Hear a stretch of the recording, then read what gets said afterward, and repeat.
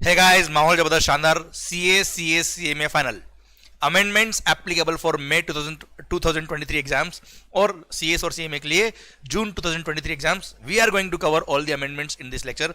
सरकार दिल थाम के बैठेगा, मस्त होके बैठेगा. अच्छा, ये लेक्चर जब शुरू हुआ होगा, स्टार्टिंग स्लाइड्स में आपको कुछ स्माइलिंग फेसेस मिले होंगे.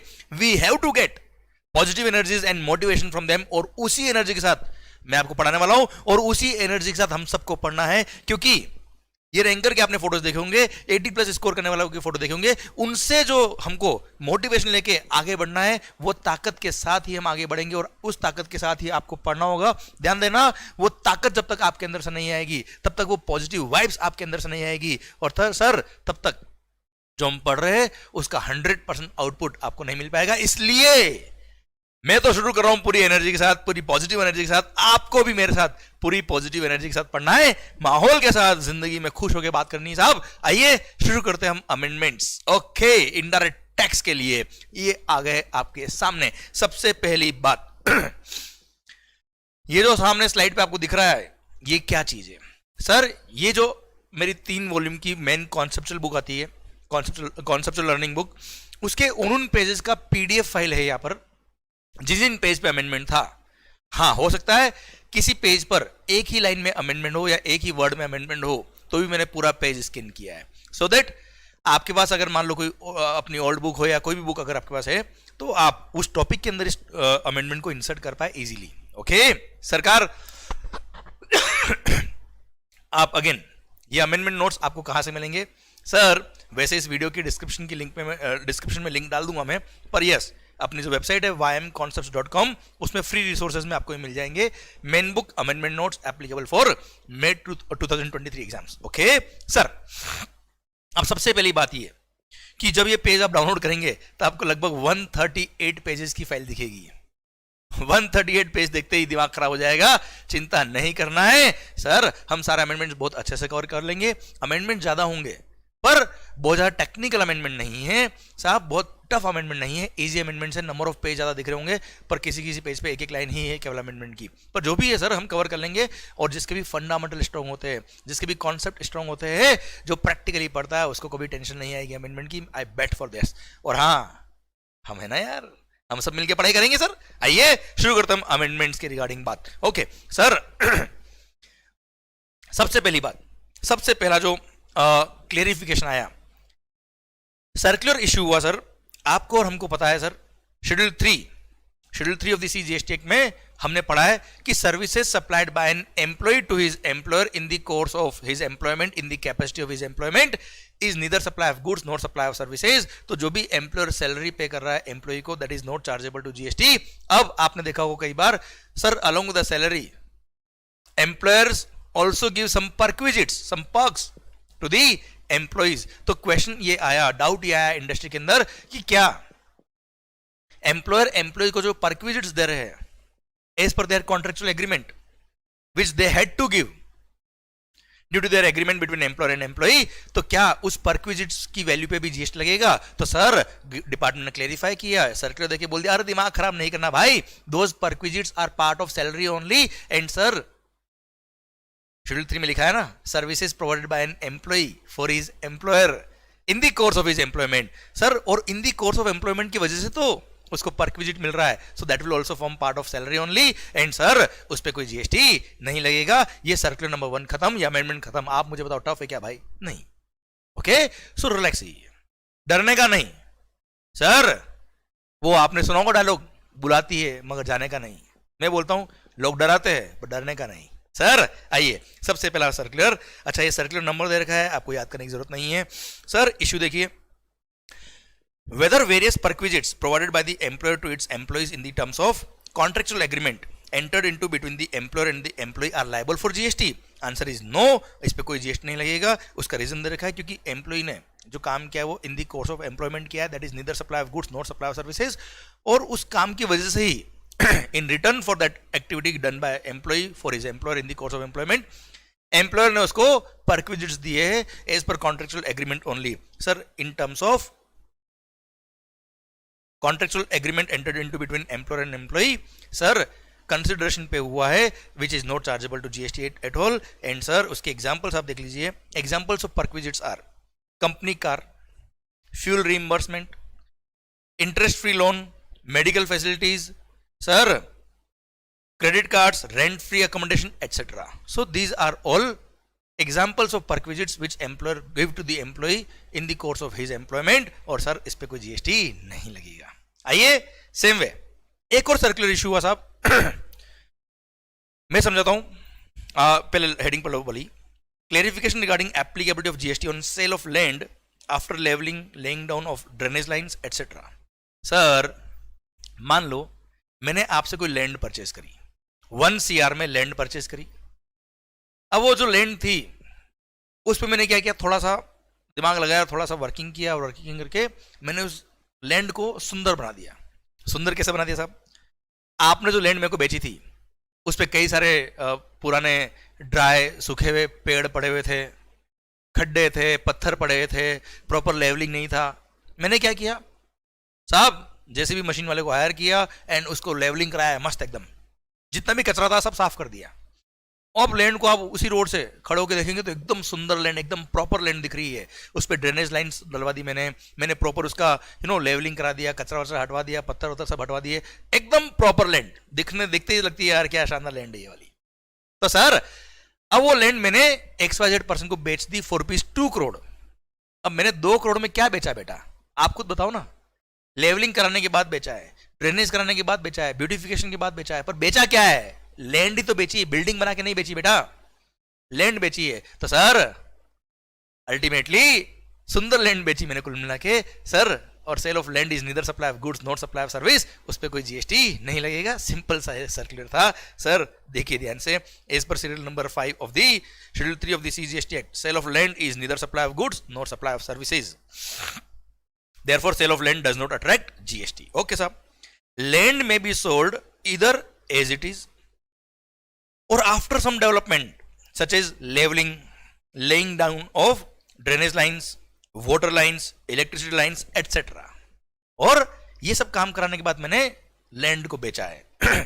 तो it is clarified that sale of such developed land is also sale of land only and is covered by schedule number 5 of the schedule 3 of the CGST act and not chargeable to GST at all. हाँ इस पे कोई GST नहीं लगेगा। पर sir वो land को develop कराने के लिए वो जेसीबी वाले पर्सन, वो जेसीबी वाले भैया को मैंने सर कुछ चार्जेस पे किए थे, वो क्या कर रहे हैं?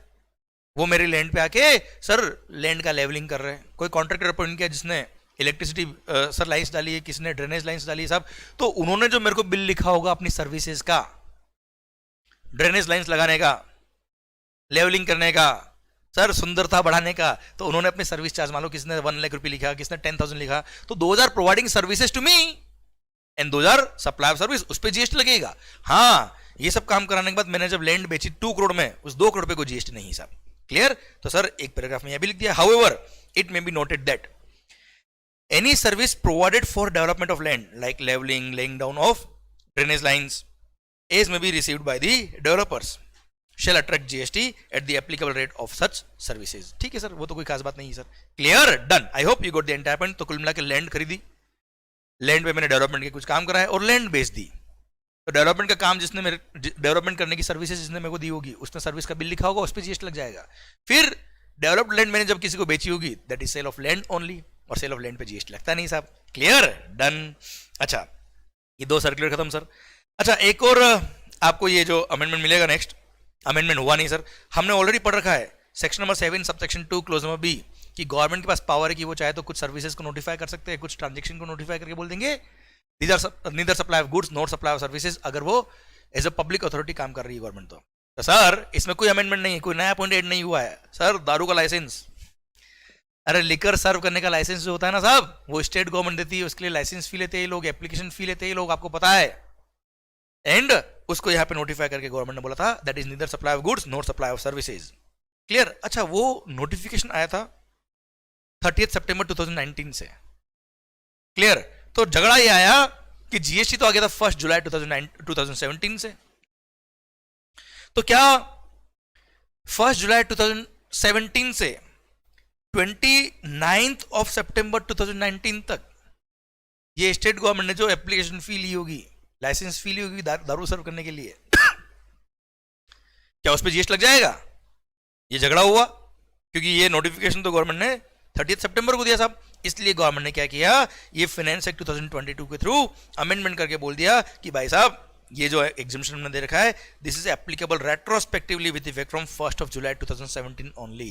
क्लियर? मतलब ऐसा अमेंडमेंट कुछ नहीं हुआ है, प्रैक्टिकल लाइफ में इंडस्ट्री में झगड़ा हुआ था कि ये गवर्नमेंट ने जो एग्जामिशन दिया दारू की लिकर सर्व करने की जो लाइसेंस होती है, उस लाइसेंस फी पे जीएसटी एग्जिम्ट कब से होगा, तो 1 जुलाई 17 से होगा। क्लियर? तो आपने ऑलरेडी पढ़ा हुआ कि एग्जिम्ट है, अभी भी एग्जिम्ट है, कोई अमेंडमेंट नहीं है, बस इसका एप्लीकेबिलिटी रेट्रोस्पेक्टिव कर दिया 1 जुलाई 17 से as far as exams are concern. ठीक है, आपके लिए पहले भी एग्जिम्ट था, अभी भी एग्जिम्ट है सर। क्लियर? कोई खास बात नहीं। आइए सरकार अगले पॉइंट की तरफ बढ़ते हैं। अच्छा, time of supply, value of supply, इसमें कोई अमेंडमेंट नहीं है। हम आ गए कहां? Chapter number 5 input tax credit ITC. इसमें कुछ अमेंडमेंट्स है, अच्छे अमेंडमेंट्स है, हम पढ़ रहे हैं सर, अभी बहुत मेजर नहीं है, टेंशन लेने का नहीं, वो टेंशन होगी तो हम दूर कर देंगे ना सर। अच्छा, ये मैंने आपको दे रखा है सेक्शन नंबर 16 का बैरक पार्ट। ये बैरक चल रहा है साहब अभी। ओके, ये अमेंडमेंट्स का यहाँ पे जिन जिन पॉइंट्स पे, जिस पेज पे, जिस जगह पे अमेंडमेंट था वो मैंने मार्क कर रखा है। अच्छा, आगे डिस्क्रिप्टिव पॉइंट मिल रहे हैं एनालिटिकल पॉइंट में, वहां हम एक एक पॉइंट को डिस्कस करेंगे। ये तो बैरक चल रहा है, सिंस यहाँ पे भी अमेंडमेंट करा मैंने, ऑब्वियसली मैंने तो क्या किया, सरकार ने किया, और आगे एनालिटिकल पॉइंट आएंगे वहां भी अमेंडमेंट है, तो हम डायरेक्ट एनालिटिकल पॉइंट में ही कवर करने वाले इन पॉइंट्स को। ठीक है सर? आइए, ये सारे पॉइंट, ये सब बैरक चल रहा है बेटा। रूल नंबर 37 का बैर एक्ट है ये। Clear sir? रूल नंबर 36 का बैर एक्ट है। हम आगे पढ़ रहे हैं सर इससे। आया सर, आइए सबसे पहली बात, मतलब आप देखेंगे ना सर, इनपुट टैक्स क्रेडिट में सरकार का एक आपको ये समझ में आएगा कि सर आईटीसी बहुत सेफ होके खेलना है। गवर्नमेंट चाहती है कि कोई भी रेसिपिएंट आईटीसी ले रहा है तो उसका टैक्स हम तक पहुंचाना चाहिए, तो आईटीसी दो वरना मत दो। ये थीम के साथ सरकार आगे बढ़ रही है, उस थॉट के साथ आगे सरकार ने अमेंडमेंट भी किए, देखे ध्यान से। सबसे पहली बात सर, हम ऑलरेडी लास्ट टाइम पढ़ चुके थे, सेक्शन नंबर 16 सबसेक्शन 2 में क्लोज नंबर AA इंसर्ट किया था कि सर सप्लायर ने अपना GSTR 1 सबमिट कर दिया होना चाहिए या इनवॉइस फर्निशिंग फैसिलिटी यूज करके इनवॉइसेस फर्निश कर दिए होने चाहिए, एंड वो क्रेडिट,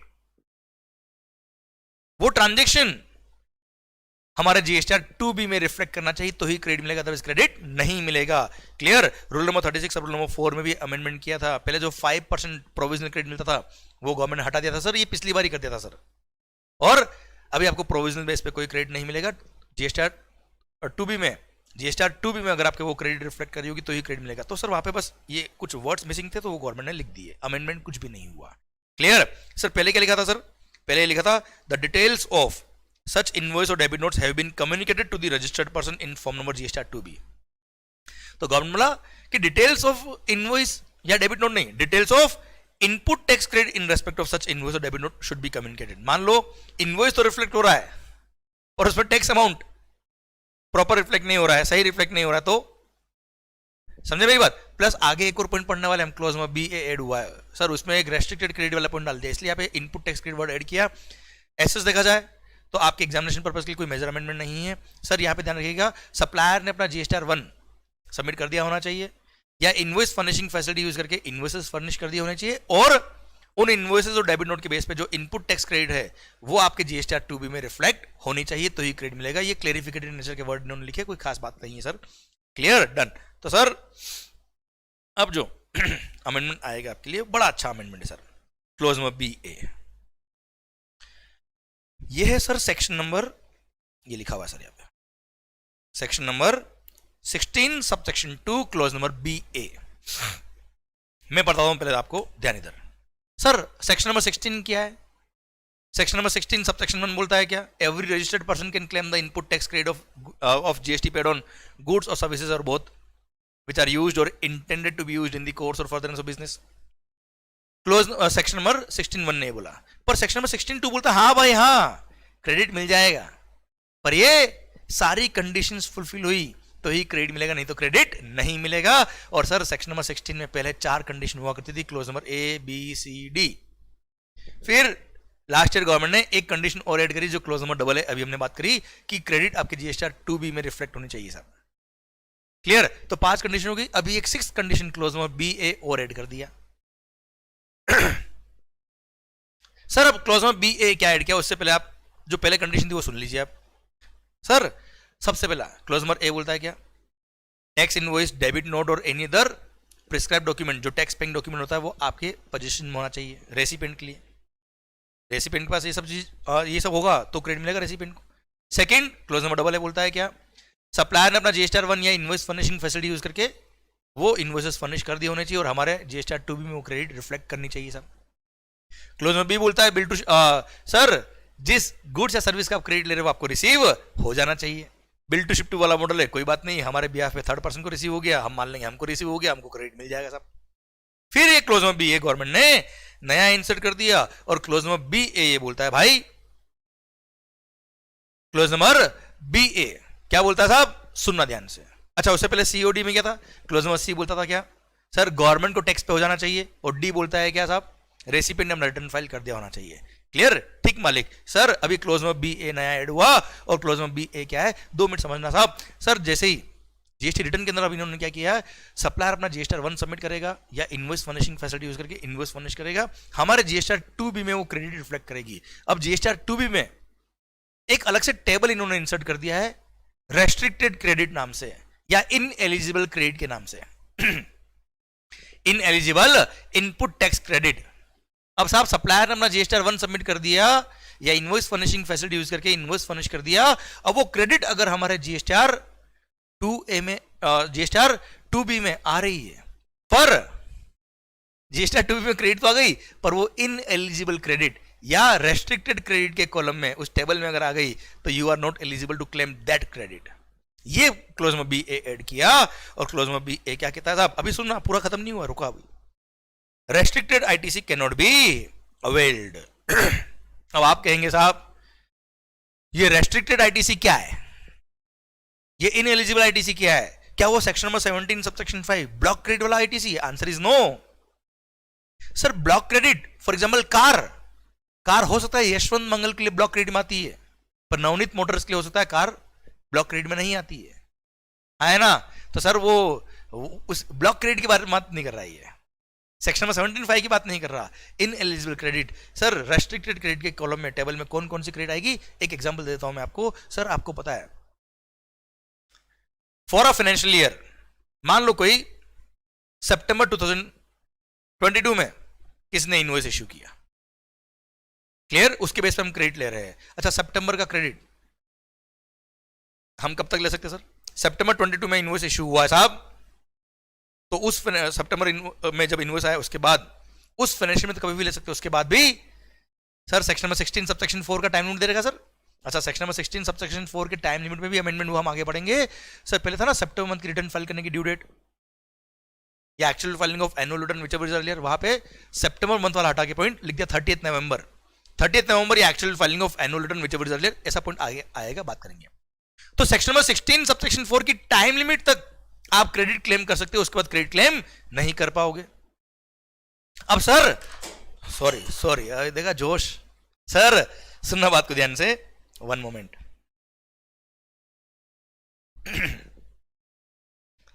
सॉरी सर, ये जोश आप में भी होना चाहिए सर, मजा आना चाहिए पढ़ने में सर। सेक्शन नंबर 16 सबसेक्शन 4 का टाइम लिमिट हम आगे पढ़ेंगे, पर अभी के लिए यहां मैं पॉइंट को लिंक कर रहा हूं कि सप्लायर ने अपना जीएसटीआर 1 फर्निश ही नहीं किया साहब।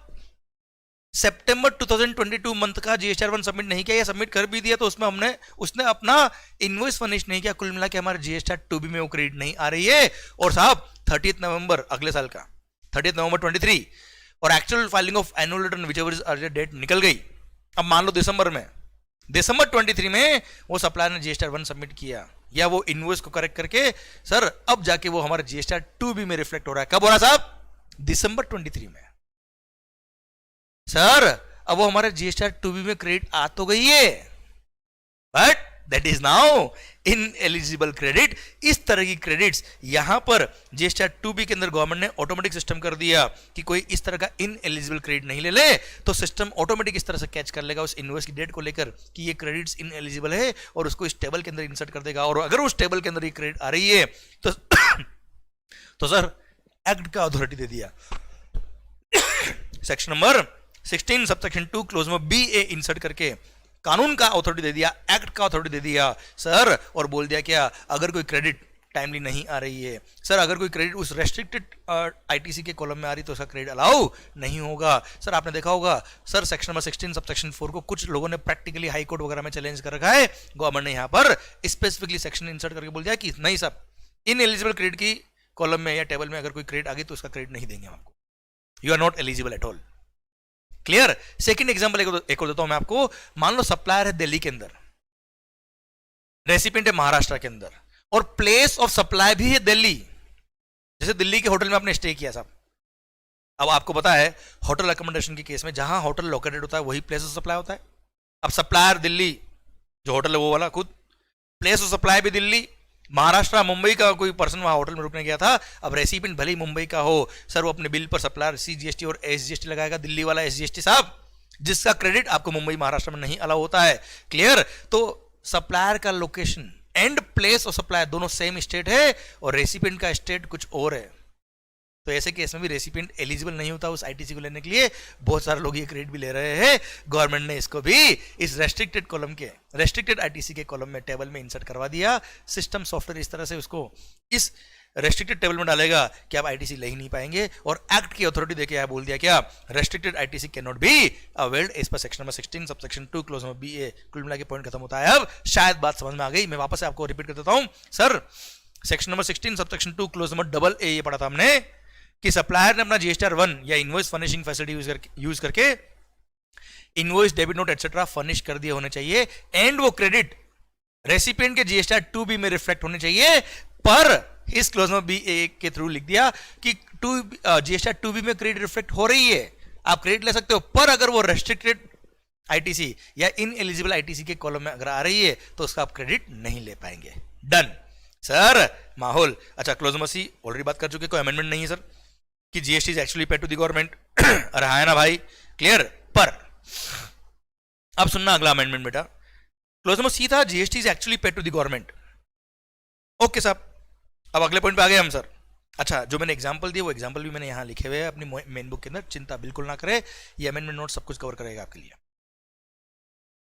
सर नेक्स्ट आता है section number 16 subsection 2 clause number C। Next condition, GST is actually paid to the government. ये पहले भी था, अभी भी कोई चेंज नहीं है, पर हाँ इससे रिलेटेड, इससे लिंक होता है सेक्शन नंबर 41। मैं यहां बताता हूं, इसमें एक अमेंडमेंट छोटा सा किया है गवर्नमेंट ने। ऐसा कोई बहुत बड़ा मेजर इफेक्ट नहीं है आपके एग्जामिनेशन पर्पज के लिए, पर सुनिए ध्यान से, पॉइंट अच्छा है सर। क्लोज नंबर सी बोलता है GST is actually paid to the government. Okay, अब प्रैक्टिकली सोच के देखना, सप्लायर ने अपना जीएसटीआर 1 सबमिट कर दिया, सप्लायर ने अपना जीएसटीआर 1 सबमिट कर दिया, हमारे क्रेडिट जीएसटीआर 2B में आ रही है। अच्छा, टैक्स इनवॉइस आ गया, क्रेडिट 2B में आ गई, गुड्स या सर्विस रिसीव हो गया, इन एलिजिबल क्रेडिट के कॉलम में वो क्रेडिट नहीं आ रहा है। क्लियर सर, रेसिपिएंट अपना रिटर्न फाइल करके क्रेडिट भी ले रहा है सब। पर आप मुझे बताओ, क्या जैसे ही क्रेडिट आपकी जीएसटीआर 2B में आ गई, आर यू श्योर कि उस सप्लायर ने जिसने जीएसटीआर 1 सबमिट किया है उसने अपना 3B फाइल कर दिया होगा और उसने अपना टैक्स गवर्नमेंट को पे कर दिया होगा? Are you sure? Answer is no sir. इसलिए क्लोज नंबर सी आया था और बोला था क्या, GST should be actually paid to the government. अब जीएसटीआर 2B में क्रेडिट आ रही, डजंट मीन दैट सप्लायर ने टैक्स पे कर ही दिया होगा। अगर सप्लायर ने टैक्स पे नहीं किया होगा तो हमको क्रेडिट नहीं मिलेगी। पर अब यार ये कैसे पता पड़ेगा सप्लायर ने टैक्स पे किया कि नहीं किया? हमारे 2B में आ रहा, हम तो क्रेडिट ले लेंगे सर। तो इसलिए यहां लिखा था क्या सर, आप रेसिपिएंट जो है वो आईटीसी ले सकता है। The recipient can take ITC of eligible input tax on self assessment basis in his return as per provisions of section number 41। Section number 41 के प्रोविजंस के हिसाब से एक बार वो क्रेडिट ले सकता है। क्लियर? सेक्शन नंबर 41 की लैंग्वेज चेंज कर दी। अब सेक्शन नंबर 41 में पहले क्या लिखा था कि रेसिपिएंट एक बार क्रेडिट ले सकता है ऑन प्रोविजनल बेसिस, और अगर बाद में कभी ये पता पड़ा कि सप्लायर ने टैक्स पे नहीं किया था गवर्नमेंट को, तो उसको क्रेडिट रिवर्स करना पड़ेगा अलोंग विद इंटरेस्ट। ये पहले लिखा था सर, अब इसको मॉडिफाई कर दिया। सेक्शन नंबर 41 को फाइनेंस एक्ट 2022 ने अमेंड किया और बोल दिया क्या, ये प्रोविजनल बेस पे जो क्रेडिट ले रहा है रेसिपिएंट, उस प्रोविजनल वर्ड को डिलीट कर दिया, ये प्रोविजनल बेसिस वाला क्रेडिट का सिस्टम ही उड़ा दिया। और गवर्नमेंट ने क्या बोल दिया कि सर सप्लायर ने अपना जीएसटीआर 1 सबमिट किया, हमारे 2B में क्रेडिट आ रही है और आप सेल्फ असेसमेंट बेस पे वो क्रेडिट ले सकते हो। और वो जो क्रेडिट आपने लिया वो फाइनल क्रेडिट है, वो प्रोविजनल क्रेडिट नहीं है। That is final credit only, उसको प्रोविजनल क्रेडिट नहीं बोलेंगे। हां, अब अगर बाद में सप्लायर ने गवर्नमेंट को टैक्स पे नहीं किया, अगर बाद में कभी डिटरमाइन हुआ, डिपार्टमेंट चेक करना है, वेरिफिकेशन करना आया, ऑडिट किया, स्क्रूटनी किया, तो पता पड़ा कि सप्लायर ने टैक्स पे नहीं किया था, तो ऐसे केस में उस रेसिपिएंट को बोल दिया भाई साहब हमने उस टाइम आपको क्रेडिट दिया था, आपके सेल्फ असेसमेंट बेस पे आपने जीएसटीआर 3B के अंदर क्रेडिट लिया, मानते हैं, पर साथ में हमने ये भी लिखा था सब सेक्शन 2 कि अगर वो सप्लायर बाद में गवर्नमेंट को टैक्स पे नहीं करता है तो जो आपने आईटीसी लिया था वो आपको आपके आउटपुट टैक्स लायबिलिटी में ऐड करना पड़ेगा, वो भी अलोंग विद इंटरेस्ट। अगर वो आईटीसी, देखो इंटरेस्ट की बात आएगी बाद में, 2 मिनट छोड़ो उसको आप।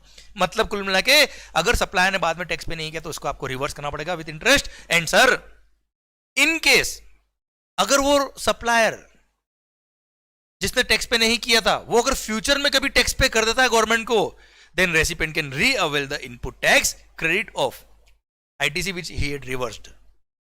Clear? Done. ये होता है सेक्शन नंबर 41 खत्म। मतलब फर्क इतना आया साहब कि जो भी क्रेडिट आप ले रहे हो सेल्फ असेसमेंट बेस पे, उसको प्रोविजनल क्रेडिट नहीं बोलेंगे, उसको फाइनल क्रेडिट बोलेंगे सर। देखिए language, the recipient can take ITC of eligible input tax credit on self assessment basis in his return and such amount shall be credited to his electronic credit ledger. यहां कहीं नहीं लिखा कि वो provisional base पे होगा, provisional word हटा दिया sir. However, if the tax payable on any such supplies of goods or service in respect of which ITC has been availed is not paid by the supplier, supplier ने अगर बाद में tax पे नहीं किया, then such ITC shall be reversed by the recipient along with applicable interest. अच्छा ध्यान देना बेटा, इंटरेस्ट का सेक्शन हम पढ़ेंगे आगे, सेक्शन 50, उसमें अमेंडमेंट हुआ है, हम बात करेंगे आगे जाके। अच्छा अमेंडमेंट है सर, प्रैक्टिकल लाइफ में भी काम का है और एग्जामिनेशन के लिए भी इंपॉर्टेंट रहेगा, आगे बात करेंगे। सर कभी भी इंटरेस्ट की बात आएगी आईटीसी रिवर्सल को लेके, तो ध्यान रखना अगर आपने आईटीसी अवेल कर लिया पर उसको अगर यूज नहीं किया तो interest is not liable to be paid by you, क्योंकि interest is just time value of money. अगर आपने आईटीसी यूज किया होगा तो जिस दिन यूज किया होगा वहां से लेकर जब तक यूज किया, जब गवर्नमेंट को आप वापस से पे करते हो तब तक आपको इंटरेस्ट देना पड़ेगा। सिंपल इंटरेस्ट 18%, पहले था 24%, हटाओ उसको, 18% पर annum simple interest as per number of days के हिसाब से बेटा। क्लियर? अगर आपने आईटीसी यूज किया तो जितना आपने आईटीसी यूज किया, जितना टाइम के लिए यूज किया, उतने टाइम के लिए आपको इंटरेस्ट देना पड़ेगा 18% पर annum। ऐसा हम पढ़ेंगे आगे डिटेल के अंदर चैप्टर नंबर 11 के अमेंडमेंट पढ़ते वक्त। ओके, प्लस मतलब कुल मिला के सबसेक्शन 1 ने बोला एक बार तो आप सेल्फ असेसमेंट बेस पे पूरा क्रेडिट ले लो साहब, उसको हम फाइनल क्रेडिट कहेंगे, कोई प्रोविजनल क्रेडिट नहीं है। दूसरी बात, जो आपने क्रेडिट ली वो अगर सप्लायर ने बाद में गवर्नमेंट को पे नहीं किया तो हम आपसे वो अमाउंट लेंगे, और अगर आपने आईटीसी यूज कर लिया था उसको तो हम अलोंग विद इंटरेस्ट आपसे लेंगे सब। क्लियर? और फर्दर अगर वो सप्लायर बाद में गवर्नमेंट को टैक्स पे कर देता है तो आपको हम वो क्रेडिट रीअवेल अलाउ कर देंगे sir. Further, where the said supplier subsequently makes payment of tax payable in respect of the aforesaid supplies, the said recipient may re-avail the ITC reversed by him. He may re-avail the ITC reversed by him. Clear? जो भी ITC उसने reverse किया था उसको वो रीअवेल वापस से ले सकता है, कोई दिक्कत नहीं। और एक बात बता देता हूं मैं आपको, एक रूल नंबर 37 में लिखा हुआ है कि कभी भी आप आईटीसी रीअवेल करते हो तो आईटीसी रीअवेलमेंट का कोई टाइम लिमिट एप्लीकेबल नहीं है। सेक्शन नंबर 16 सब सेक्शन 4 का टाइम लिमिट अप्लाई नहीं होता है। हमने बात ऑलरेडी लेक्चर में करी हुई है कि सर अगर किसी कारण से आपने आईटीसी रिवर्स कर दिया था और बाद में आप क्रेडिट रीअवेल करना चाह रहे हो, ये आपकी कंडीशंस फुलफिल हो गई और बाद में रीअवेल कर रहे हो आप, क्लियर? जैसे इस केस में तो सर जैसे सेक्शन नंबर 16 सब सेक्शन 4 का टाइम निकल भी गया, मान लो 3 साल बाद सप्लायर ने टैक्स पे किया गवर्नमेंट को, देन 3 साल बाद आप वो क्रेडिट को रीअवेल कर सकते हो, कोई रेस्ट्रिक्शन आप पे नहीं लगेगी सर। क्लियर? डन। माहौल, ये देखिए मैंने लिखा हुआ है analysis of amendment. The concept of provisional ITC is removed and ITC availed in monthly returns would be considered as final. ITC may have to be reversed along with interest if ITC is utilized, if tax is not paid by the supplier to the government. ITC can be re-availed once supplier pays the tax. आप re-avail कर सकते हो और उसके लिए कोई time limit भी apply नहीं होगी। क्लियर? डन। ये था आपका सेक्शन नंबर 41 जिसमें अमेंडमेंट था। और सर अब प्रोविजनल क्रेडिट वर्ड ही हटा दिया कुल मिला के पूरे जीएसटी में से। There is no concept of provisional credit at all. जो आपने क्रेडिट ली है, जीएसटी एक्ट 2 भी मारी है, वो फाइनल क्रेडिट है सर आपके लिए। बाद में सप्लायर ने टैक्स पे नहीं किया तो वो रिवर्स कर देना विद इंटरेस्ट, वो चलेगा, पर जो आपने क्रेडिट ली वो फाइनल क्रेडिट मानी जाएगी, प्रोविजनल क्रेडिट नहीं होगी। क्लियर? डन। और section number 16 sub section 2 clause number D, recipient ने अपना रिटर्न फाइल कर दिया होना चाहिए, वो तो पहले भी था, अभी भी ये बात खत्म सर। ओके, तो ये था सर सेक्शन नंबर 16 एंड उससे रिलेटेड जो भी अमेंडमेंट थे खत्म। पर सर अभी कुछ पॉइंट बाकी है आगे। आइए, अच्छा ये भी इलस्ट्रेशन 4 जो मैंने बुक में दे रखा था आपको, यहाँ पर ये कंडीशन क्लोज नंबर बी ए, ये था क्वेश्चन, वो explain the conditions necessary for obtaining ITC, तो इसमें ये कंडीशन नंबर बी ए ऐड किया, तो ये भी मैंने आपको ऐड करके लिख दिया। ए मतलब एप्पल नहीं भाई, सीए फाइनल हो। A for amendment. Yes sir, मुस्कुराते हुए सरकार। आओ बच्चों, section number 16 subsection 2 second proviso.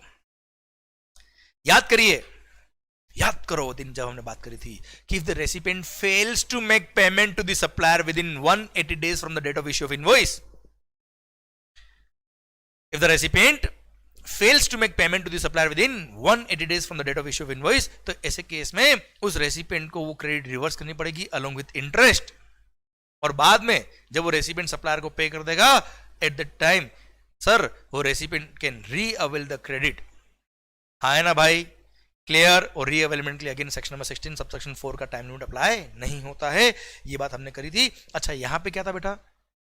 Amendment हुआ एक, पर सर यहां पे मेजर जो चेंज हुआ था इसमें क्या जीएसटी एक्ट 2 का रेफरेंस दे रखा था। देखिए ये जीएसटी एक्ट 2 का रेफरेंस दे रखा, अब जीएसटी एक्ट 2 तो प्रैक्टिकली बात करें जब से जीएसटी आया तब से फाइल ही नहीं हो रहा सर। तो इस बार क्या किया, जहां जहां पे भी जीएसटी एक्ट 2 का रेफरेंस था वो सब डिलीट किया गवर्नमेंट ने। तो हमने जो पढ़ा हुआ है ना सर, वैसे भी वो उस अकॉर्डिंग ही पढ़ा हुआ कि जीएसटी 2 था ही नहीं सर, तो ऐसा कोई अमेंडमेंट नहीं हुआ। हाँ यहाँ पे एक इंटरेस्ट की कैलकुलेशन को लेकर छोटा सा चेंज हुआ, वो मैं तुम्हें बताता हूं साहब। यहां पे क्या चेंज हुआ साहब,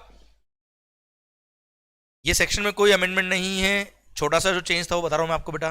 रूल नंबर 37 क्लियर, उसमें अमेंडमेंट था, उसके इफेक्ट की वजह से बता रहा हूं आपको। यहाँ पे इंटरेस्ट कैलकुलेशन में चेंज आएगा सर, थोड़ा सा क्वेश्चन भी दे रखा मैंने आपको, इधर ध्यान।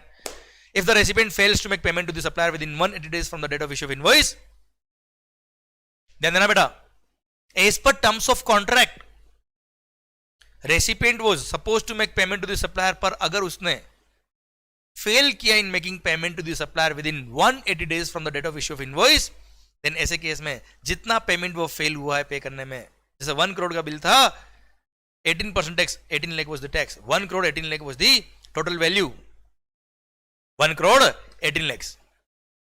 उसमें से उसने मान लो सर 1,18,00,000 में से मान लो उसने केवल 50 लाख पे किया, रिमेनिंग पे नहीं किया, या मैं तो कह रहा हूं पूरा ही पे नहीं किया। He was supposed to make payment but he failed to make payment. तो जितना पेमेंट उसने नहीं किया उतना प्रोपोर्शनेट इनपुट टैक्स क्रेडिट उसको अपनी आउटपुट टैक्स लायबिलिटी में ऐड करना पड़ेगा, अगर उसने ये payment within 180 days from the date of issue of invoice नहीं किया था। तो इनवॉइस डेट से देख लेना 180 डेज कब एक्सपायर हो रहे हैं, और जिस मंथ में 180 डेज एक्सपायर हो रहे हैं उस मंथ के जीएसटी 3B के अंदर आपको उतना अमाउंट प्रोपोर्शनल आईटीसी जो था वो आउटपुट टैक्स लायबिलिटी में ऐड करना पड़ेगा। और वो आईटीसी जो आपने लिया था उसको अगर आपने यूज किया था, तो जब आपने आईटीसी यूज किया वहां से लेकर जब आप गवर्नमेंट को वापस से पे करें तब तक का interest, simple interest number of days के हिसाब से एज पर eight the rate of 18% per annum. Clear? तो सर ये चेंज था और कोई चेंज नहीं था। देखा जाए तो सर इसमें जीएसटी 2 का रेफरेंस हटाया, जीएसटी 3B का रेफरेंस लिख दिया इसके अंदर सर। क्लियर? बाकी कोई चेंज नहीं है। क्लियर? और इंटरेस्ट का सिंस अमेंडमेंट हुआ है सब तरफ ही कि interest will be payable at the rate of 18% पर annum from the date of utilising the ITC till the date of date when it is paid to the government after adding it to the output tax liability. हाँ है ना बच्चों? Clear? तो यही point जो हमने आगे ऑलरेडी बात कर ली, ये इंटरेस्ट का यूनिवर्सल सब तरफ हो गया है change in entire GST for ITC.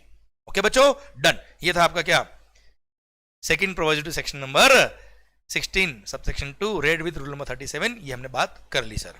Okay sir इसके बेस में मैंने इलस्ट्रेशन दे रखे थे 7th 8th। क्लियर? उसमें कोई चेंज नहीं है, पर हाँ सिंस इंटरेस्ट की कैलकुलेशन थोड़ा सा चेंज होगा इसलिए ये इलस्ट्रेशन 9 जो पहले भी था बुक के अंदर अभी भी है, इसके आगे ए लिखा है, ए मीन्स अमेंडमेंट, क्योंकि इसके आंसर में कैलकुलेशन चेंज होगी इंटरेस्ट को लेकर। सर देख लो सर, हम पढ़ लेते हैं क्वेश्चन को। अंकुश limited, a registered supplier of auto parts, supplied auto parts valued at rupees 2,83,200 inclusive of GST at the rate of 18% to Amar Limited on 6th of October for which tax invoice was also issued on the same date। जिसके लिए tax invoice भी same date आपने issue कर दिया था। The inputs were also received by the Amar Limited on 6th October itself। Amar Limited availed the credit and utilized it on 20th November while paying liability for the month of October। ठीक है साहब क्या किया साहब, 6th अक्टूबर को कुछ inputs purchase किए, उसी दिन का इनवॉइस था, उसी दिन रिसीव भी हो गए और उसने क्रेडिट भी अवेल कर लिया। क्लियर? और क्रेडिट को यूज किया 20 नवंबर को। अरे भाई अक्टूबर मंथ में क्रेडिट लिया होगा, अक्टूबर मंथ की लायबिलिटी जब उसने पे करी होगी तब नवंबर में 20 नवंबर को रिटर्न फाइल किया होगा 3B और 20 नवंबर को उसने आईटीसी यूज कर लिया सब।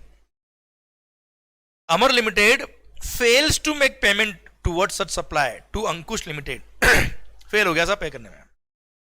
Is Amar Limited eligible to avail input tax credit on such supply? Discuss the ITC implication if Amar Limited makes full and final payment to Ankush Limited on Valentine's Day 14th of Feb। सरकार माहौल sir हम CA student से तो क्या हमारे लिए Valentine day नहीं आता क्या? आता है सर, प्यार मोहब्बत दिल इश्क सब होता है, हम भी तो इंसान हैं और होना भी चाहिए सर, कोई दिक्कत नहीं है। बस सर आपका टारगेट, आपकी जो पढ़ाई अभी है वो डिस्टर्ब नहीं होनी चाहिए sir, and you should use your love as source of motivation for you. Clear? Sir आइए आइए आइए, भटकना नहीं सर, आ जाइए इधर। सरकार मेरा पॉइंट आपसे ये है पहली बात तो ये 180 डेज काउंट करना है सर। क्या 180 डेज में पे किया? क्या सर इसने पे कब किया है? 14 फेब 2024 को। बिल था कब का? 6 अक्टूबर 2022 का। सर 6 अक्टूबर 22 का बिल और पे किया 14 फेब 24 को। सब 180 दिन में पे नहीं किया, क्रेडिट रिवर्स करना पड़ेगा विद इंटरेस्ट। सर पहली बात 180 दिन कब एक्सपायर हो रहे, तो सर हम कैलकुलेट कर लेते sir date of issue of invoice से काउंट करना है सर। 6 अक्टूबर को इनवॉइस इश्यू हुआ है ना सर? ये रहा इनवॉइस वाज इशूड ऑन 6 अक्टूबर। 6 अक्टूबर से दिन नंबर ऑफ डेज में कैसे काउंट करता हूं सर? अक्टूबर का 6 को काउंट मत करो सर। रिमेनिंग डेज कितने हैं? 25 डेज अक्टूबर के। 31 डेज होते हैं ना सर? अक्टूबर, नवंबर, दिसंबर, जनवरी, फरवरी 23 आएगा ना सर, तो 20 डेज आएंगे सर। अच्छा एक रफ आइडिया के लिए 180 कैलकुलेट करना है सर, तो लगभग मोटा मोटी 6 मंथ होंगे सर। तो 1 2 3 4 5 फिर मार्च। अभी देखो साहब नंबर ऑफ डेज कितने हुए कैलकुलेट करिए सर कैलकुलेटर से। अच्छा मेरे पास ऑलरेडी इधर यहाँ पे है, देखिए सर यहां पर 4 अप्रैल को 1 डेज एक्सपायर होंगे सर इसके, प्लस 4 डेज कर देना सर इसमें। क्लियर? तो 180 कौन सा रहा? 4 अप्रैल को। तो 4 अप्रैल को 180 दिन एक्सपायर हो रहे हैं 4 अप्रैल 2023। तब तक रेसिपी ने सप्लायर को पे नहीं किया, इस पर terms of contract he was required to pay. अब ऐसे केस में क्या होगा साहब? उसने जो आईटीसी लिया था, अच्छा इसमें बिल्कुल भी पे नहीं किया, तो पूरा आईटीसी मतलब 283 200 में हम अगर कैलकुलेट करेंगे तो सर रिवर्स कैलकुलेशन से 18% से टैक्स का अमाउंट आ रहा है 43,200। तो पूरा का पूरा 43,200 हमको लायबिलिटी में ऐड करना पड़ेगा विद इंटरेस्ट। अब इंटरेस्ट कैलकुलेशन में अमेंडमेंट था सर, वही बात कर रहे हैं हम सर। अब आपने आईटीसी यूटिलाइज कब किया साहब? क्वेश्चन इन्फॉर्मेशन दे रखा 20 नवंबर को सर। अब 20 नवंबर से इंटरेस्ट चालू होगा साहब, 20 नवंबर को यूज किया तो फर्स्ट डे खत्म होगा कब? 21 नवंबर। अब 21 नवंबर से अच्छा हम ये अज्यूम कर, अब क्वेश्चन ने कुछ इन्फॉर्मेशन नहीं दी तो हम ये अज्यूम करेंगे कि 4 अप्रैल 2023 को सर 180 दिन एक्सपायर हो रहा है, मतलब अप्रैल महीने की जो लायबिलिटी होगी उस अप्रैल महीने की लायबिलिटी में इसमें 43,200 इसने ऐड किया होगा और अप्रैल मंथ की लायबिलिटी के साथ में इसने इस अमाउंट को पे कर दिया होगा। अच्छा फर्दर अप्रैल महीने का लायबिलिटी इसने कब पे किया ये भी नहीं दे रखा क्वेश्चन ने, तो हम ये अज्यूम करें, तो केवल एग्जाम्पल है ना, एग्जाम में क्वेश्चन बनेंगे तो प्रॉपर सारी इन्फॉर्मेशन होती है। तो हम ये अज्यूम करेंगे कि अप्रैल महीने की लायबिलिटी उसने अगले महीने की 20 तारीख इज द ड्यू डेट, तो 20 को ही पे किया होगा, तो 20 मई 23 को इसने लायबिलिटी पे कर दी होगी। अब साहब इसने आईटीसी यूज किया था कब? 20 नवंबर को। अब 21 नवंबर से 20 मई तक नंबर ऑफ डेज कैलकुलेट करिए सर। हमें अज्यूम करें कि 20 मई को इसने पे कर दिया होगा, तो sir number of days count करने के लिए अगेन सिस्टम क्या होता है? नवंबर महीना 20 नवंबर को आपने आईटीसी यूज किया तो 21 नवंबर से काउंट होगा सर। अब 21 नवंबर से रिमेनिंग नंबर ऑफ डेज, नवंबर महीने में 10 बचे सर, 10 नवंबर, दिसंबर, जनवरी, फरवरी, मार्च, अप्रैल और 20 मई। देखिए सर ये ऐड करेंगे, यही लिखा सर यहाँ पे भी मैंने 10, 31, 31, 28, 31, 30 एंड 20, ये ऐड करेंगे तो आएगा 181 days. Now interest rate is 18% पर annum, ध्यान रखना सेक्शन नंबर 50 में अमेंडमेंट हुआ है साहब। Sir 43,200 multiply by 18%, 181 divide by 365 days, ये आएगा 3856। This is the amount of interest which is liable to be paid by him along with this 43,200। पर आगे क्वेश्चन एक इंफॉर्मेशन और दी कि 14 फेब वैलेंटाइन डे के दिन झगड़ा खत्म हुआ, पर सर एक है अमर एक है अंकुश, सर ज्यादा मत सोचना आगे। अब 14 फेब को उसने पे किया, पीछा छुड़ाया सर तो क्या होगा साहब? कुछ नहीं, 14 फेब 2024 को irrespective of time limit given in section number 16 subsection 4 ये पूरा 43,200 का वो आईटीसी ले सकता है। क्लियर? कोई दिक्कत नहीं, पर ये इंटरेस्ट जो पे हो चुका उसका अब कुछ ना हो पाएगा। Clear? Done. I hope picture समझ में आई। अच्छा प्रोविजन का जो कॉन्सेप्ट आपने पहले पढ़ा हुआ था उसमें कोई चेंज नहीं है, इंटरेस्ट कैलकुलेशन थोड़ा सा चेंजेस हुआ है और जीएसटी 2 का रेफरेंस हटाया इन्होंने, जीएसटी 3B का रेफरेंस डाला सर। एज सच कोई मेजर चेंज नहीं था, इंटरेस्ट कैलकुलेशन चेंज था। आई थिंक समझ में आया बेटा आपको। आइए बच्चों अब आ रहे हैं हम कहां पर? Section number 16 subsection 4 the time limit to claim the credit.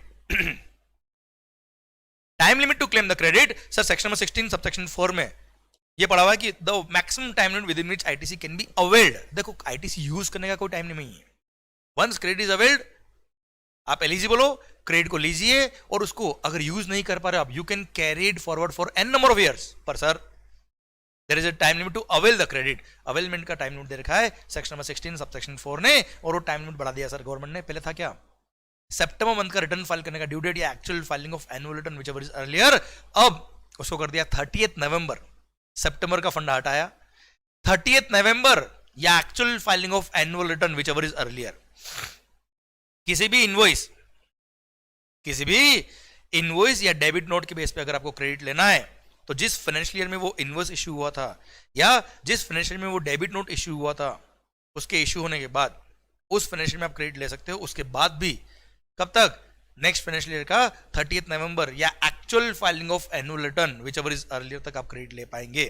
अच्छा एनुअल रिटर्न फाइल करना पड़ता है 31 दिसंबर तक, पर उसका ड्यू डेट से मतलब नहीं है, actual filing of annual return से मतलब है actual filing of annual return और 30 नवंबर व्हिचएवर इज अर्लियर तक आप क्रेडिट ले सकते हो किसी भी इनवॉइस या डेबिट नोट के बेस पे, उसके बाद क्रेडिट ना ले पाएंगे।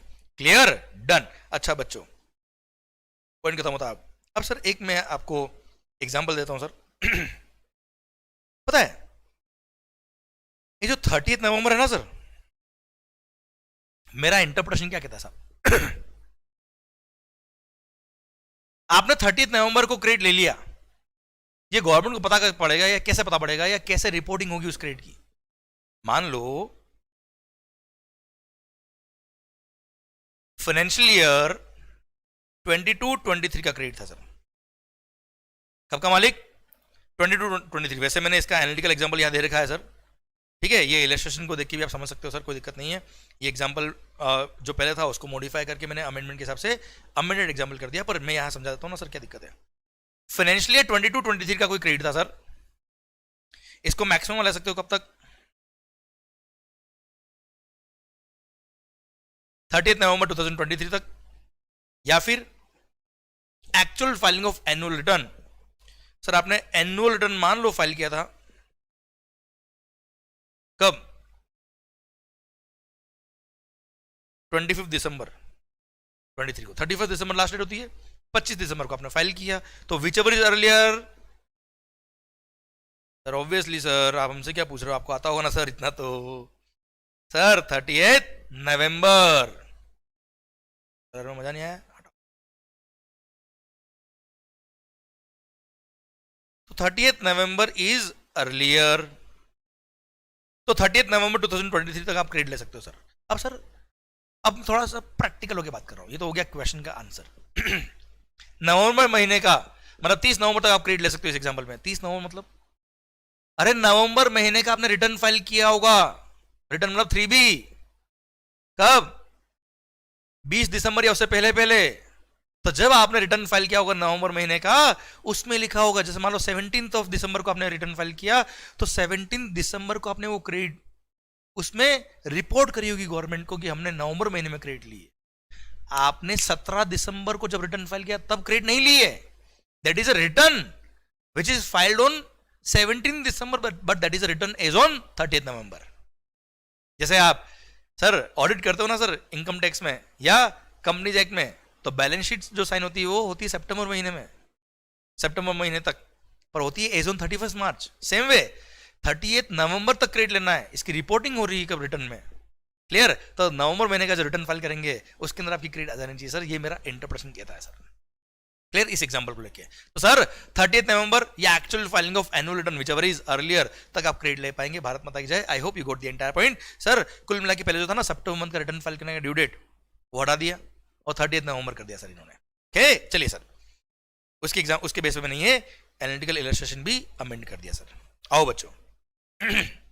अच्छा, यही 30 नवंबर वाला जो अमेंडमेंट था, ये जो मैंने इलस्ट्रेशन दे रखा अपनी बुक के अंदर, उसके आंसर में भी इसका इफेक्ट था, तो मैंने वो आंसर भी चेंज किया और उसका भी पेज मैंने स्कैन करके आपको दिया, सो दैट आप अपनी बुक के अंदर हर जगह अमेंडमेंट कर पाए प्रॉपर्ली, सो दैट आपका कोई अमेंडमेंट मिस नहीं हो जाए। पता पड़ा आपने कंटेंट में तो अमेंडमेंट कर दिया, क्वेश्चन में अमेंडमेंट नहीं किया। सर क्वेश्चन जब सॉल्व कर रहे हो तब कंफ्यूज हो गए, ऐसा नहीं होना चाहिए। तो मैंने उन सब का भी ध्यान रखा है और आंसर जहाँ जहाँ चेंज हुए वो भी मैंने आपको दिए सर। सेम वे सर आप देखेंगे तो ये इलस्ट्रेशन 15 था, इसमें भी वो 30 नवंबर वाला रेफरेंस आ रहा था, इसलिए मैंने ये भी आपको स्कैन करके दिया है पेज। आप अपने बुक के अंदर इसमें भी 30 नवंबर के हिसाब से आंसर मॉडिफाई कर लेना, मैंने आंसर नया दे दिया आपको इसमें। आओ बच्चों अगले अमेंडमेंट की तरफ बढ़ते सर। अगला अमेंडमेंट नहीं है सर, जस्ट सर्कुलर है, सब दो सिंपल से पॉइंट है। अच्छा, हमने जब लेक्चर पढ़े उसमें ऑलरेडी ये बात कर रखी है, आपको आता है ऑलरेडी। क्या सर? याद करो, block credit section number 17 subsection 5, section number 17 subsection 5 clause number B. मैं बताता हूं तुम्हें क्या था। सॉरी, ब्लॉक क्रेडिट में क्या लिखा था sir? Notwithstanding anything content in section number 16(1) और 18(1), no input tax credit shall be available, no input tax credit shall be available in respect of following. कुछ भी हो जाए, इनका क्रेडिट नहीं मिलेगा सर। याद करो क्लोज नंबर है वो मोटर व्हीकल्स, वेसल्स, एयरक्राफ्ट, याद आया क्या बच्चों? ठीक है ठीक है ठीक है। क्लोज नंबर बी याद करो, क्लोज नंबर बी याद है?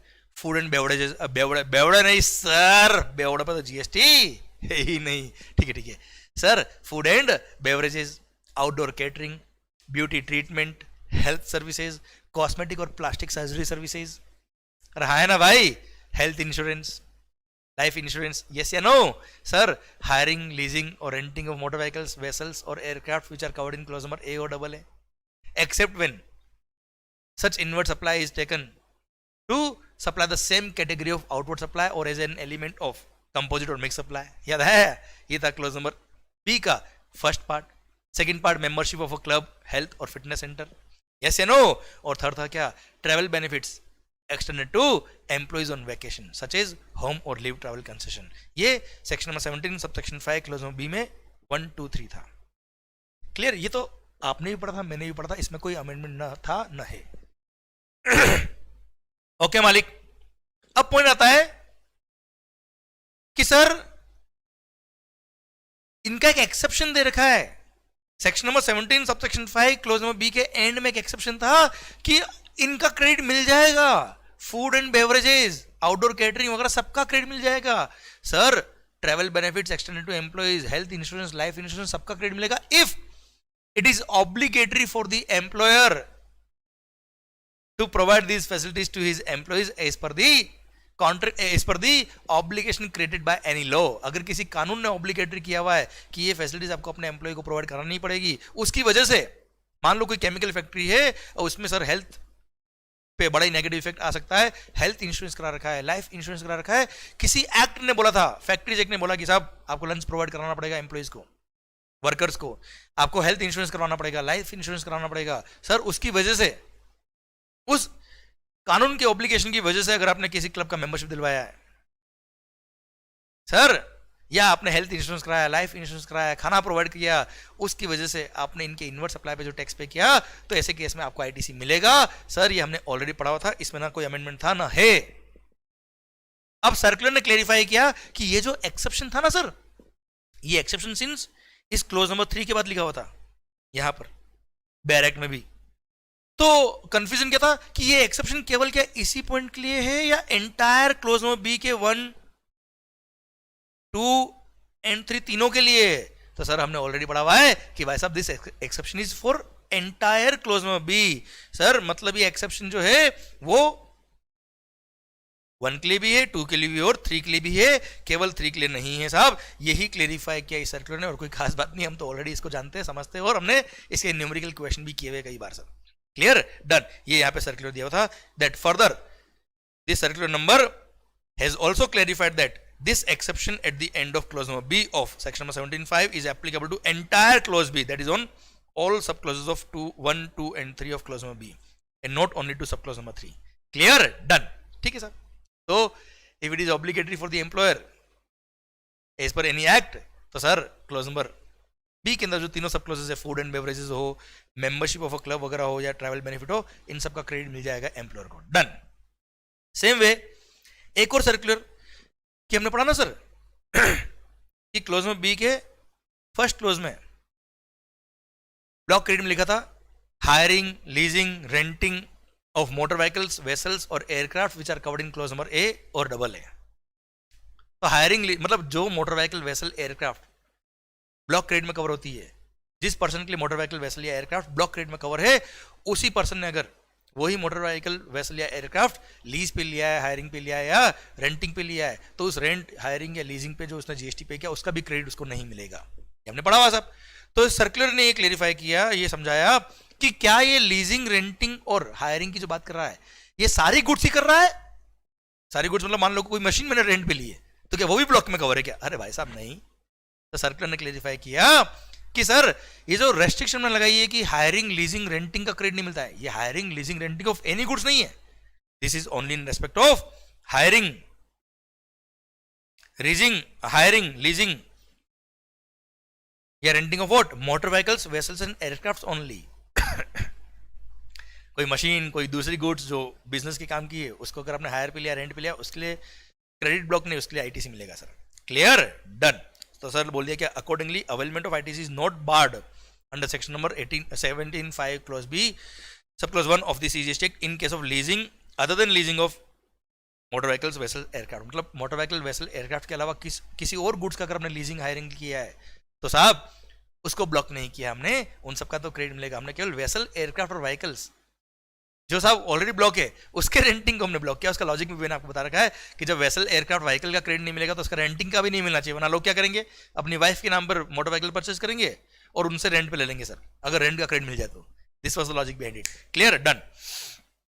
सर आइए अगले अमेंडमेंट की तरफ बढ़ते सर. आईटीसी में हमने रूल नंबर 38 पढ़ा हुआ sir. Banking company financial institution including NBFC, इसमें कोई अमेंडमेंट नहीं है सर. सर तो आपने 3 जगह ए लिखा है तो क्या करने का सर? कुछ नहीं करने का. ये तीनों जगह पे देखो, ये फॉर्म नंबर जीएसटी 2 का रेफरेंस था, जीएसटी 2 का रेफरेंस था. यहाँ पे वो याद है मैचिंग कॉन्सेप्ट सेक्शन में 41, 42, 43 वाला, जो प्रैक्टिकली अभी है ही नहीं सर ऑपरेशन में, कि इधर से सप्लायर जीएसटी 1 सबमिट करेगा, हमारे जीएसटी 2 ए में आएगा, हम उसको एक्सेप्ट करेंगे, सबमिट करेंगे जीएसटी 2, उसके बाद उसके जीएसटी 2. सर ये सब तो सिस्टम है ही नहीं ना. क्लियर. तो सर ये केवल जो पुराने लोग के हिसाब से, मतलब जब जीएसटी नया नया था उस टाइम जब जीएसटी 2 और इनका रेफरेंस देखा था उसको काट दिया सर. तो एज सच अमेंडमेंट कुछ नहीं हुआ है रूल नंबर 38 को लेके सर. ओके, ये डायरेक्ट पोर्शन दे रखा है, आगे एनालिटिकल पार्ट है, वहां कोई अमेंडमेंट नहीं है सर. अच्छा, अगेन ये रूल नंबर 42, 43 याद आया बेटा आपको? हाँ सर, कैसे भूल सकते हैं रूल नंबर 42, 43 याद आया. प्रोपोर्शनेट क्रेडिट मिलेगा, प्रोपोर्शनेट रिवर्स करना पड़ेगा हर महीने. क्लियर, कोई अमेंडमेंट नहीं है सर. अगेन यहां जीएसटी 2 का रेफरेंस दे रखा था, काट दिया सर. ये डायरेक्ट पोर्शन है बच्चों. क्या है भाई? डायरेक्ट पोर्शन है सर. ओके, आगे एनालिटिकल पार्ट देखेंगे, वहां तो कुछ है ही नहीं सर. इसका रेफरेंस मैंने वैसे भी नहीं दिया था आपको, क्योंकि ये शुरू से ही एप्लीकेबल नहीं है. तो आगे एनालिटिकल पार्ट में इनका रेफरेंस मैंने दे भी नहीं रखा है. तो सर ये तो डायरेक्ट पार्ट है जिसके अंदर ये हटाया है पॉइंट, तो हमने भी बता दिया आपको ये हटे सर. ये देखिए रूल नंबर 43 में भी जीएसटी 2 का रेफरेंस था, जीएसटी 2 का रेफरेंस था, वो हटाया सर. तो आप नंबर ऑफ पेजेस बहुत सारे जो अमेंडमेंट दिख रहे हैं उसको देख के डरने का नहीं. हाँ, यहां पे एक पॉइंट ऐड हुआ है, मैं तुम्हें बता रहा हूं, वो आगे. ठीक है, अब एनालिटिकल पॉइंट चालू हो गया ऐसे, तो यहां पे मैंने वो पॉइंट को इंसर्ट कर रखा है, ये वाला पॉइंट. ये जो इंसर्ट हुआ है ये मैं आपको यहां समझा रहा हूं. This point is common for rule number 42 and 43. अच्छा, आपने और हमने ऑलरेडी एक पॉइंट पढ़ा हुआ साहब, कि जब हम रूल नंबर 42 और रूल नंबर 43 की बात करते हैं तो जो common inputs, common input service या कॉमन कैपिटल गुड्स होते हैं जो एग्जिम सप्लाई और टैक्सेबल सप्लाई दोनों में काम आ रहे हैं, उनका मंथली बेस पे प्रोपोर्शन कैलकुलेशन होता है, और प्रोपोर्शन हम आईटीसी हर महीने रिवर्स करते हैं साहब. और कैपिटल गुड्स के केस में प्रोपोर्शन हर महीने आईटीसी में आउटपुट टैक्स लायबिलिटी में ऐड करते हैं. तो सर एग्जाम सप्लाई याद है, ई upon F into common credit, exempt supply divide by total, exam turnover divide by total turnover into common C2 याद है, कॉमन क्रेडिट. C2 नहीं, C2. वैसे C2 वगैरह याद नहीं करेंगे चलेगा, मेन बात ध्यान दीजिए. Exempt supply divide by exam turnover divide by total turnover into common credit बेटा. तो हमने ऑलरेडी पढ़ा हुआ है कि for the purpose of rule number 42 and rule number 43, दो ट्रांजैक्शन जो ऑलरेडी एग्जिम्ट है, दो ट्रांजैक्शंस जो ऑलरेडी एग्जिम्ट है पर हमको एग्जाम में कंसिडर नहीं करने हैं. दो सप्लाईज जो एग्जाम्ट है पर एग्जाम में काउंट नहीं करेंगे. फर्स्ट, अगर आपने किसी को लोन दिया, इंटरेस्ट लोन दिया, उस पर इंटरेस्ट की रेवेन्यू अर्न हुई, तो इंटरेस्ट जो आपको अर्न हो रहा है उस पर GST exempt, that is a supply of service, exempt supply of service, पर फिर भी उसको एग्जाम टर्नओवर में काउंट नहीं करना, except for a banking company, financial institution including NBFC. याद आया बच्चों? सेकंड, अगर आप एक शिपिंग कंपनी हो, transport of goods by vessel करते हो from customs station of clearance in India to a place outside India. Sir अगर आप गुड्स बाहर ले जा रहे हो आउट ऑफ इंडिया, तो शिपिंग कंपनी को बोल दिया कि चिंता नहीं करने का, तुमने जो फ्रेट चार्ज किया है, सिंस आप उस एक्सपोर्टर से फ्रेट चार्ज कर रहे हो, इसलिए उस पर जीएसटी एग्जिम किया है मेगा एग्जिम्शन लिस्ट में, पर for the purpose of rule number 42 और रूल नंबर 43 उसको एग्जिम टर्नओवर में इंक्लूड नहीं करना है. वरना सर एग्जिम टर्नओवर में अगर इंक्लूड कर दिया तो सर प्रोपोर्शनल आईटीसी रिवर्स होगा, प्रोपोर्शनल आईटीसी रिवर्स होगा तो शिपिंग कंपनी का कॉस्ट बढ़ेगा, कॉस्ट बढ़ेगा तो शिपिंग कंपनी उस एक्सपोर्टर से फ्रेट ज्यादा लेगी, फ्रेट ज्यादा लेगी तो एक्सपोर्टर को का कॉस्टिंग बढ़ेगा. हाँ है ना, ये सब लॉजिकली हमने सारी बातें करी हुई है. पर सर ये 2 पॉइंट पहले थे, अब एक और पॉइंट ऐड हो गया. इन दो में कोई चेंज नहीं था, कोई अमेंडमेंट नहीं है, एक पॉइंट और ऐड हो गया और बोल दिया अगर मैं ड्यूटी क्रेडिट स्क्रिप्ट, जैसे फॉरेन ट्रेड पॉलिसी में हमने पढ़ा है रोडटेप, रोशेल, एमईआईएस, एसीएस, इस तरह की ड्यूटी क्रेडिट स्क्रिप्ट अगर मैं बेचता हूं, these are freely transferable, open market में आप बेच सकते हो, इनके बेचने पे जीएसटी एग्जिम्ट है, इस पर रेट ऑफ टैक्स निल है, एग्जिम सप्लाई. तो सर अगर कोई ड्यूटी क्रेडिट स्क्रिप्ट बेच रहा है तो सिंस ये एग्जिम सप्लाई अंडर जीएसटी, पर फिर भी for the purpose of rule number 42 और रूल नंबर 43 इसको एग्जिम टर्नओवर में इंक्लूड नहीं करना है, वरना बेचारा उस एक्सपोर्टर को जिसके पास ड्यूटी क्रेडिट स्क्रिप्ट होती है उसको प्रोपोर्शनल आईटीसी रिवर्स करना पड़ जाएगा. उसी लॉजिक के साथ गवर्नमेंट ने बोल दिया क्या, चिंता मत कर Mangal, sir the aggregate value of exempt supply shall exclude the following. The aggregate value of exempt supply shall exclude the following. ये exclude करेंगे क्या? The value of supply of duty credit scripts. Clear? बस इतना सा point add हुआ है.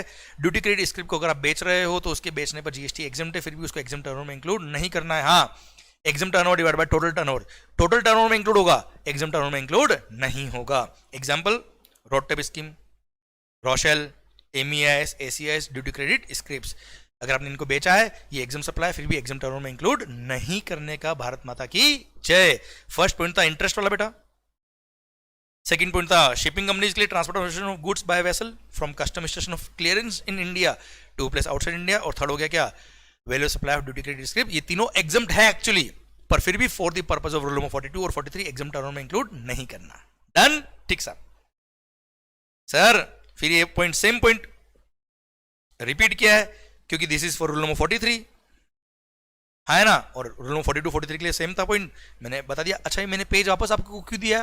क्योंकि आपकी बुक के अंदर इसको रूल नंबर 42 में भी लिखना होगा, 43 में भी लिखना होगा ना, इसलिए मैंने रिपीट किया सर. बाकी पॉइंट सेम.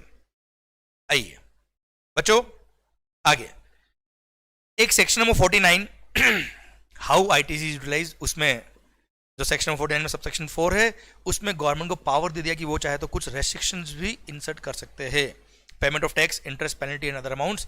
सर उसमें देखिए द अमाउंट अवेलेबल, ये दो वर्ड एड हुए, एंड रेस्ट्रिक्शंस. ठीक है, तो as far as examination are concern कोई खास बात नहीं है सर, पढ़ लो लाइन. फिर भी the amount available in electronic credit ledger may be used for making any payment towards output tax under this act और अंडर द आईजीएसटी एक्ट. मतलब इलेक्ट्रॉनिक क्रेडिट लेजर में जो अमाउंट अवेलेबल है, that can be used for making payment of liability of output tax under this act और under the IGST act in such manner and subject to such conditions and restrictions and within such time as may be prescribed. तो government को power दिया, restrictions भी impose करने का power दे दिया. तो सच ये पावर इंट्रोड्यूस हुआ है थ्रू एक्ट, कोई खास बात नहीं सर, एग्जामिनेशन पर्पस के लिए देखे तो हम.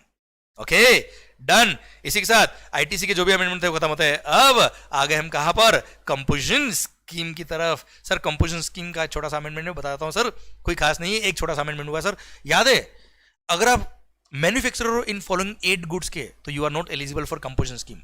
भले वो सेक्शन नंबर 10 सबसेक्शन 1 और 2 वाली कंपोजिशन स्कीम हो, या सर्विस सप्लायर वाली सबसेक्शन नंबर 2A वाली कंपोजिशन स्कीम हो. अगर आप इन 8 गुड्स के मैन्युफैक्चरर है तो आप कंपोजिशन स्कीम के लिए एलिजिबल नहीं हो.